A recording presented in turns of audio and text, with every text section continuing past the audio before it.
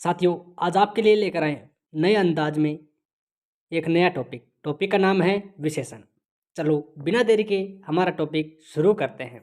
देखिए, विशेषण सबसे पहले जानेंगे विशेषण की परिभाषा। जो शब्द संज्ञा शब्द और सर्वनाम शब्दों की विशेषता बताए वही विशेषण कहलाता है। देखते हैं, जैसे अच्छा लड़का, सुंदर बच्चा, छोटा घर, चार व्यक्ति, पाव चीनी। अब इसमें क्या है कि अच्छा, ये लड़के की विशेषता बता रहा है। अच्छा लड़का यानी लड़के की विशेषता बता रहा है। सुंदर बच्चा है, सुंदर क्या है, ये विशेषण है। बच्चा, ये बच्चे की विशेषता बता रहा है। जैसे छोटा घर, छोटा क्या है, विशेषता बता रहा है घर की। चार व्यक्ति, व्यक्ति की विशेषता बता रहा है चार, ये विशेषण हो जाएगा। जैसे पाव चीनी, पाव का मतलब है कि ये विशेषता है, चीनी की विशेषता है, यानी चीनी कितनी है, पाव है, विशेषता हो गई। अब बात करते हैं कि विशेष्य और विशेषण की पहचान, ये भी बहुत महत्वपूर्ण बिंदु है। देखिए, विशेषण और विशेष्य की पहचान। सबसे पहले विशेष्य की बात करें कि जिन संज्ञा शब्दों की विशेषता बताई जाती है उसे विशेष्य कहते हैं। जिन शब्दों के द्वारा किसी संज्ञा की विशेषता बताई जाती है वे विशेषण कहलाते हैं। जिसकी विशेषता बताई जाए वो क्या है, विशेष्य। और जिसके द्वारा किसी संज्ञा की विशेषता बताई जाए वो क्या है, विशेषण है। अब बात करते हैं वाक्य में प्रयोग किए जाने के आधार पर विशेषण दो प्रकार के होते हैं। कि वाक्य में प्रयोग के आधार पर विशेषण कितने प्रकार के होते हैं, दो। उद्देश्य विशेषण कह सकते हैं या विशेष्य विशेषण, और एक विधेय विशेषण। अब बात करते हैं उद्देश्य विशेषण की, यानी वाक्य में प्रयुक्त होने पर जब विशेषण पहले और विशेष्य बाद में प्रयुक्त होता है तो उद्देश्य विशेषण या विशेष्य विशेषण कहलाता है। क्या होता है इसका मतलब, ये उद्देश्य विशेषण का मतलब होता है कि जब वाक्य में प्रयुक्त होने पर जब विशेषण पहले आए और विशेष्य बाद में आए तब क्या होता है, उद्देश्य विशेषण होता है। जैसे राम अच्छा लड़का है।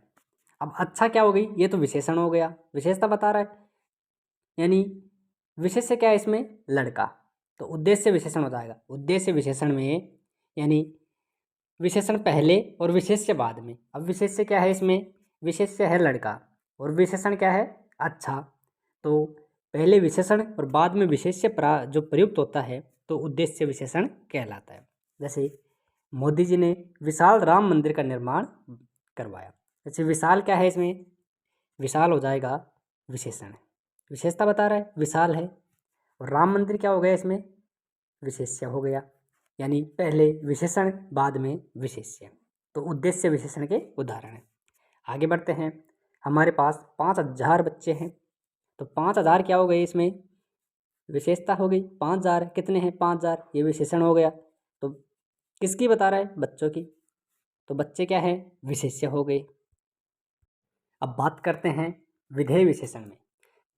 जब वाक्य में प्रयुक्त होने पर जब विशेष्य पहले और विशेषण बाद में प्रयुक्त होता है तो उसे विधेय विशेषण कहते हैं।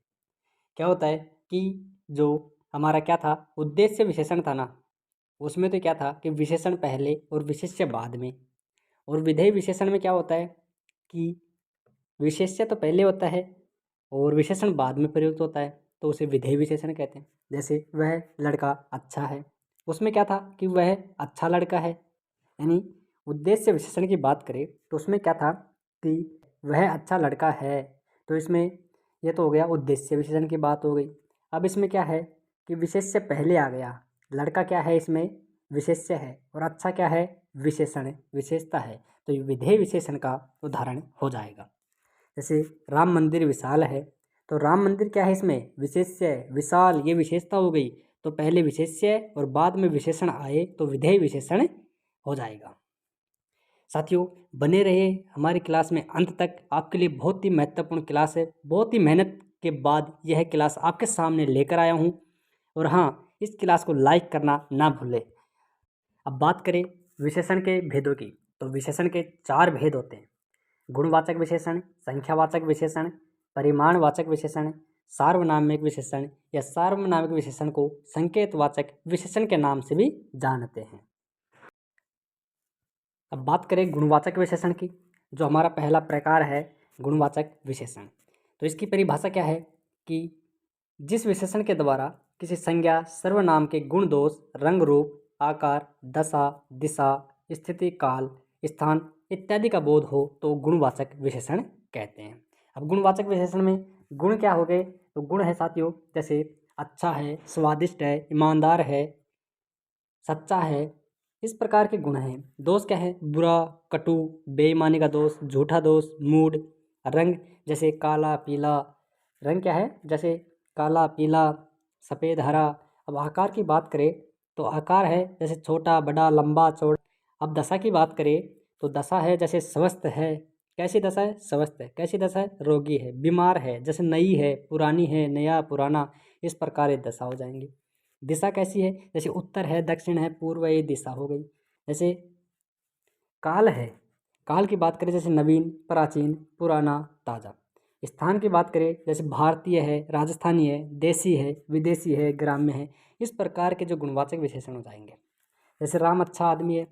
अब जो अच्छा है ये क्या है? इसका गुण है। कैसा है? गुण है कि राम अच्छा आदमी है, तो ये क्या हो जाएगा? ये गुणवाचक विशेषण हो जाएगा। अब बात करते हैं जो विशेषण का दूसरा प्रकार है। पहला क्या था कि 4 भेद होते हैं विशेषण के। पहला गुणवाचक, दूसरा संख्यावाचक। अब संख्यावाचक विशेषण की परिभाषा देखते हैं कि जिस विशेषण के द्वारा किसी संज्ञा या सर्वनाम के संख्या का बोध होता हो उसे संख्यावाचक विशेषण कहेंगे। जैसे 4 आदमी, कुछ लोग, 2 केले, 10 दिन, कुछ रुपये। यानी साथियों यानी कोई भी विशेषण हो जिसके द्वारा संज्ञा या सर्वनाम की संख्या का बोध हो। किसकी? संख्या का बोध हो तो क्या कहलाता है? विशेषण। जैसे राम के पास 2 केले हैं। अब जो 2 केले हैं ना, तो 2 क्या है? ये संख्या में आ गया साथियों। संख्या का बोध हो रहा है, 2 केले, तो क्या हो जाएगा? संख्यावाचक विशेषण। अब बात करते हैं कि संख्यावाचक विशेषण भी 2 प्रकार के होते हैं। कौन कौन से होते हैं देखते हैं। संख्यावाचक विशेषण के 2 भेद होते हैं। निश्चित संख्यावाचक विशेषण, अनिश्चित संख्यावाचक विशेषण। अब बात करें निश्चित संख्यावाचक विशेषण की तो साथियों देखते हैं कि अब निश्चित संख्यावाचक विशेषण की परिभाषा देखते हैं कि जिन विशेषण शब्दों के द्वारा संख्या की निश्चितता का बोध हो। यानी संख्या की निश्चित निश्चित संख्या हो। जैसे 5 गाड़ी है, आधा घर है, पहला, प्रत्येक, हर 5वां, 20 विद्यार्थी है, ठीक है, इस प्रकार से 1.5 रुपया है। तो साथियों निश्चित संख्या का बोध हो रहा है तो निश्चित संख्यावाचक। अब अनिश्चित संख्यावाचक विशेषण की परिभाषा देखते हैं।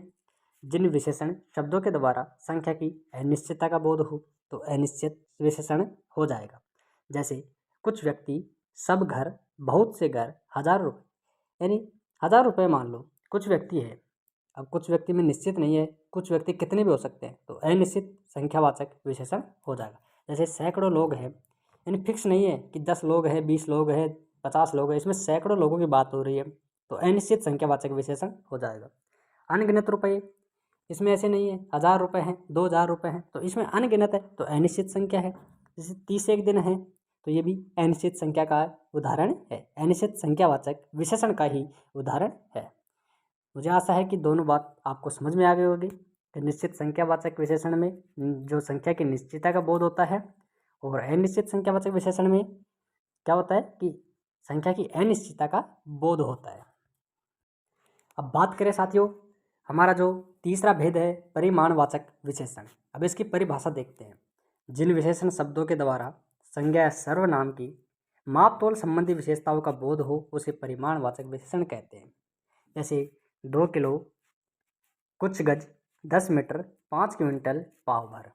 इस प्रकार के जो भी विशेषण शब्द है ये परिमाणवाचक हो जाएंगे। जिसमें माप तोल संबंधी विशेषताओं का बोध हो, आपको बस ये ध्यान रखना है कि जिसमें माप तोल संबंधी विशेषताओं का बोध होना उसे परिमाणवाचक विशेषण कहेंगे। अब बात करते हैं कि परिमाणवाचक विशेषण के भी 2 उपभेद होते हैं। जैसे निश्चित परिमाणवाचक, अनिश्चित परिमाणवाचक विशेषण। अब निश्चित परिमाणवाचक विशेषण की बात करें जैसे 4 किलो अनाज, 2 मन गेहूँ, पाव मिठाई, 4 गज कपड़ा, 2 मीटर जमीन, इनमें निश्चितता का बोध हो रहा है साथियों। जैसे जिन विशेषण शब्दों के द्वारा यानी संज्ञा या सर्वनाम के परिणाम की निश्चितता का बोध होना तो क्या होता है निश्चित परिमाणवाचक विशेषण हो जाएगा। जैसे 4 किलो, इसमें निश्चित परिमाण हो रहा है साथियों। इसमें जैसे 4 है, 2 है, पाव है, 4 है, जैसे 2 मीटर है, इसमें निश्चित परिमाण का बोध हो रहा है। अब अनिश्चित परिमाणवाचक विशेषण की बात करें, जैसे अधिक धन, ज़्यादा संपत्ति, कुछ दूध, पाव भर चीनी, थोड़ा सा अनाज, हजारों मण गेहूँ, ढेर सारा मक्खन। अब इसमें अनिश्चितता का बोध हो रहा है कि यानी जिन विशेषण शब्दों के द्वारा संज्ञा या सर्वनाम की परिणाम की अनिश्चितता का बोध हो तो उसे क्या कहेंगे? अनिश्चित परिमाणवाचक विशेषण कहेंगे। जैसे अधिक धन, इसमें निश्चित नहीं है कि धन अधिक कितना भी हो सकता है। ज़्यादा संपत्ति, ये भी अनिश्चितता है। कुछ दूध ऐसे नहीं है इसमें पाव दूध है, 2 किलो दूध है, 5 लीटर दूध है, इसमें ऐसे नहीं है। कुछ है, कुछ भी हो सकता है, तो अनिश्चित हो रहा है इसमें। जैसे हजारों मण है, इसमें ऐसे नहीं है कि 5000 मण है या 2000 मण है, इसमें हजारों मण, कुछ भी हो सकता है, तो अनिश्चित है। तो अनिश्चित परिमाणवाचक विशेषण हो जाएगा। अब साथियों बात करते हैं कि आप कंफ्यूज मत होना इसमें कि संख्यावाचक या परिमाणवाचक विशेषण में अंतर देखते हैं। आप कई बार क्या होता है कि कई अभ्यर्थी है ना इसमें कंफ्यूज हो जाते हैं संख्यावाचक में और परिमाणवाचक विशेषण में। अब देखते हैं क्या है। तो जिन विशेषण शब्दों का प्रयोग गिनने योग्य संख्याओं के लिए किया जाता है, यानी गिनने योग्य संख्याओं के लिए किया जाता है, तो क्या हो जाएगा? वो संख्यावाचक विशेषण हो जाएगा। अब परिमाणवाचक विशेषण की बात करते हैं, जैसे मापने और तोलने की योग्य संज्ञाओं के लिए किया जाता है। जैसे कि जिसका प्रयोग हम मापने तोलने के लिए करते हैं ना, वो परिमाण हो जाएगा। जैसे बात करते हैं, मेरे पास 4 केले हैं, तो इसकी हम गणना कर सकते हैं। 4 केले हैं, 5 केले हैं, तो इसमें इसकी गणना करते हैं, गणना कर सकते हैं, तो संख्यावाचक विशेषण हो जाएगा।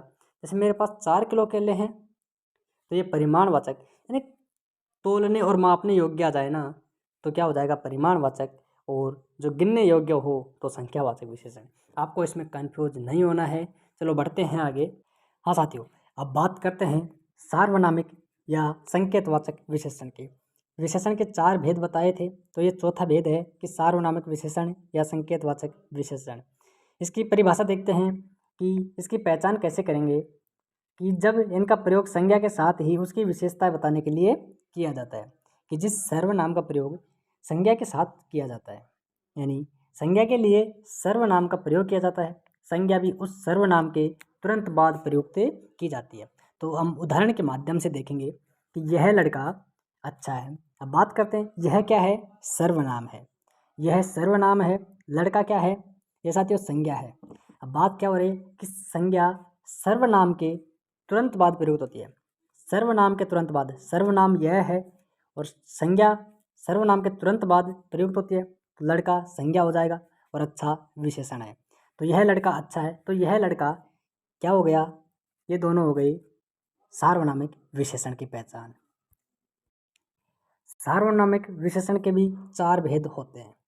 ये होता है सार्वनामिक विशेषण, तो निश्चयवाचक सार्वनामिक विशेषण, अनिश्चयवाचक सार्वनामिक विशेषण, प्रश्नवाचक सार्वनामिक विशेषण और संबंधवाचक सार्वनामिक विशेषण। अब बात करते हैं निश्चयवाचक सार्वनामिक विशेषण। तो साथियों इसकी पहचान करेंगे कि जिन सार्वनामिक विशेषणों से संज्ञा या सर्वनाम की निश्चितता का बोध हो, किसकी निश्चितता का बोध हो, तो उसे निश्चयवाचक सार्वनामिक विशेषण कहा जाता है। देखिए, यह पुस्तक मेरी है, वह व्यक्ति लंबा है, उसका मकान देखो। अब इसमें यह है, यह निश्चितता का बोध करा रहा है कि यह पुस्तक अच्छी है, वो निश्चितता का बोध हो रहा है। वह व्यक्ति लंबा है, ये निश्चितता का बोध हो रहा है कि वह व्यक्ति है जो लंबा है। उस मकान को देखो, इसमें भी निश्चितता का बोध हो रहा है, उस मकान को। तो साथियों अब है अनिश्चयवाचक सार्वनामिक विशेषण। जिन सार्वनामिक विशेषणों से संज्ञा या सर्वनाम की अनिश्चितता का बोध हो, तो वहाँ क्या हो जाता है? अनिश्चयवाचक सार्वनामिक विशेषण कहेंगे। तो कोई आदमी, जैसे कोई आदमी अनिश्चयवाचक सार्वनामिक विशेषण है। कोई आदमी जिसमें निश्चितता का बोध नहीं हो रहा है, अनिश्चितता का बोध हो रहा है। जैसे कोई आदमी, किसी पेड़ पर, किसी पेड़, कुछ लड़के, तो साथियों ये अनिश्चयवाचक सार्वनामिक के उदाहरण हैं। अब बात करते हैं प्रश्नवाचक सार्वनामिक विशेषण की। तो इसमें इसकी पहचान कैसे करेंगे? जिन सार्वनामिक विशेषणों से संज्ञा या सर्वनाम से संबंधित प्रश्न का बोध हो, सार्वनामिक विशेषण माना जाता है। आपको क्या चीज़ चाहिए? आपको क्या चीज़ चाहिए? आप किस पुस्तक को पढ़ते हैं? कौन सी कहानी आपको पसंद है? तो इसमें ये प्रश्नवाचक सार्वनामिक विशेषण के उदाहरण हैं। बात करते हैं संबंधवाचक सार्वनामिक विशेषण की। उदाहरण देखते हैं कि जिस वे लोग चले गए जो आपको पसंद नहीं करते हैं। इसमें वे लोग और जो आपको, ये दो हैं साथियों, ये संबंधवाचक सार्वनामिक विशेषण के उदाहरण। वे लोग और जो आपको, इसमें संबंध हो रहा है। जिस घर में आप रहते हो वही घर पहले हमारा था, वही घर और जिस घर, ये संबंधवाचक सार्वनामिक विशेषण की पहचान है। मैंने जो सपना देखा था वह सपना हकीकत में बदल गया। अब इसमें जो और वह, जो और वह, ये क्या है? ये सार्वनामिक जो संबंधवाचक विशेषण की पहचान है। इसमें क्या है साथियों? वे और जो। वे और जो है ये संबंधवाचक है। इसमें जिस और वही क्या है? इसमें संबंधवाचक है। इसमें जो और वह संबंधवाचक है। तो इसमें क्या हो जाएगा? संबंधवाचक सार्वनामिक विशेषण हो जाएगा। महत्वपूर्ण बिंदु है, ध्यान देने योग्य बातें हैं साथियों, होगा कि जब स्थानवाचक शब्दों के साथ प्रत्यय लगाकर विशेषण की तरह प्रयुक्त किया जाता है तो वहाँ क्या हो जाएगा? व्यक्तिवाचक विशेषण माना जाएगा। जैसे स्थानवाचक शब्दों के साथ प्रत्यय लगाकर विशेषण की तरह प्रयुक्त किया जाता है तो वहाँ व्यक्तिवाचक विशेषण माना जाता है। जैसे जयपुरी रजाई और बीकानेरी भुजिया, जोधपुरी कोट, राजस्थानी पहलवान। इस तरह के जो भी आपको उदाहरण देखने को मिले तो साथियों क्या हो जाएगा? ये व्यक्तिवाचक विशेषण के उदाहरण हैं। स्थानवाचक शब्दों के साथ हमने प्रत्यय लगाया और विशेषण की तरह प्रयुक्त किया तो ये व्यक्तिवाचक विशेषण हो जाएंगे। और साथियों इस टॉपिक में एक महत्वपूर्ण बिंदु और है कि विशेषण की अवस्थाएं कितनी हैं। ये विशेषण की अवस्थाएं 3 मानी जाती है। एक तो मूलावस्था, एक उत्तरावस्था, उत्तमावस्था। अब साथियों बात करते हैं मूलावस्था की। जैसे राम अच्छा लड़का है, रमेश बहुत ईमानदार है। ये क्या है? ये मूलावस्था की पहचान है कि जब विशेषण अपने मूल रूप में प्रयुक्त होता है तो विशेषण की मूल अवस्था मानी जाती है। हाँ साथियों, अब बात करते हैं उत्तरावस्था की। अब इस उत्तरावस्था की पहचान कैसे करेंगे? जब किसी विशेषण का प्रयोग दो पदार्थों में किसी एक को श्रेष्ठ या हीन बताने के लिए किया जाता है।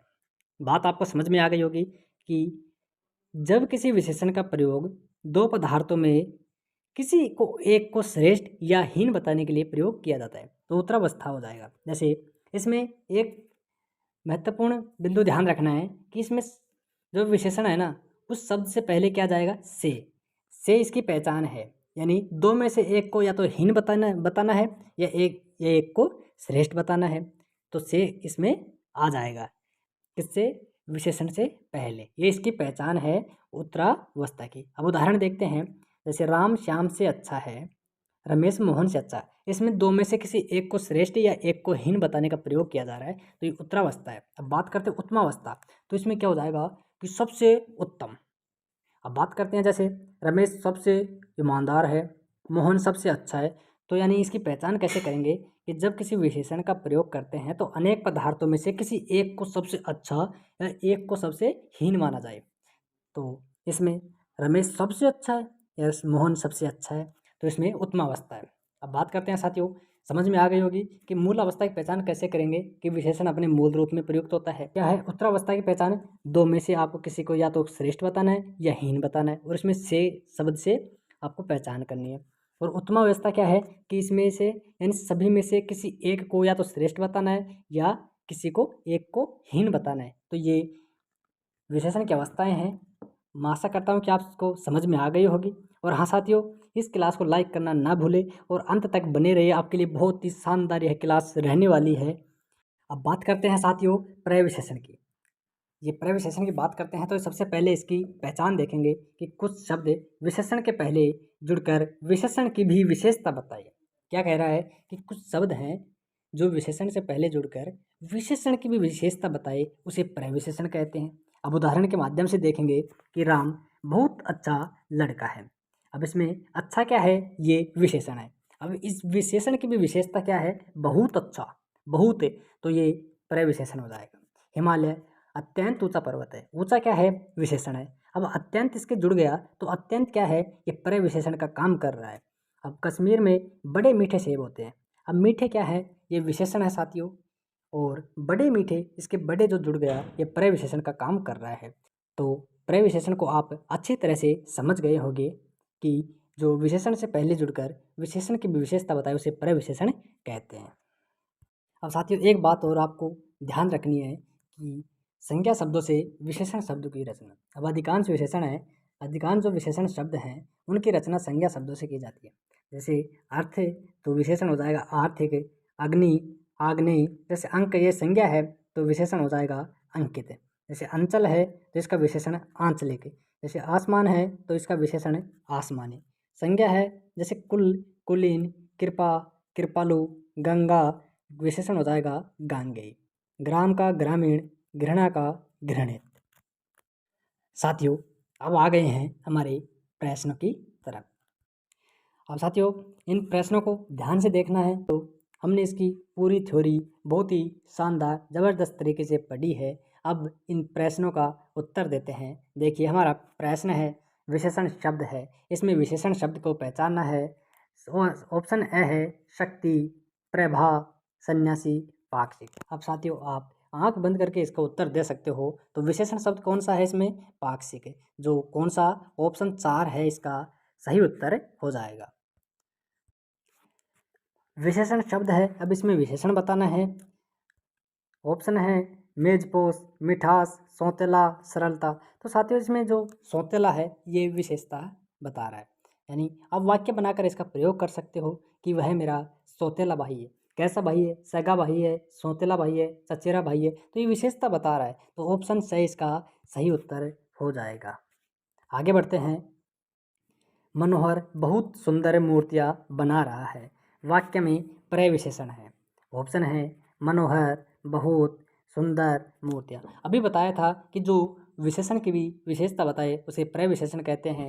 अब इसमें विशेषण क्या है? सुंदर। अब सुंदर से पहले क्या है? बहुत। ये प्रय विशेषण हो जाएगा साथियों, बहुत है। ऑप्शन जो ब है इसका राइट आंसर हो जाएगा। बहुत सुंदर ये प्रय विशेषण हो गया। बढ़ते हैं आगे। दूसरा, तीसरा, चौथा शब्द में विशेषण है।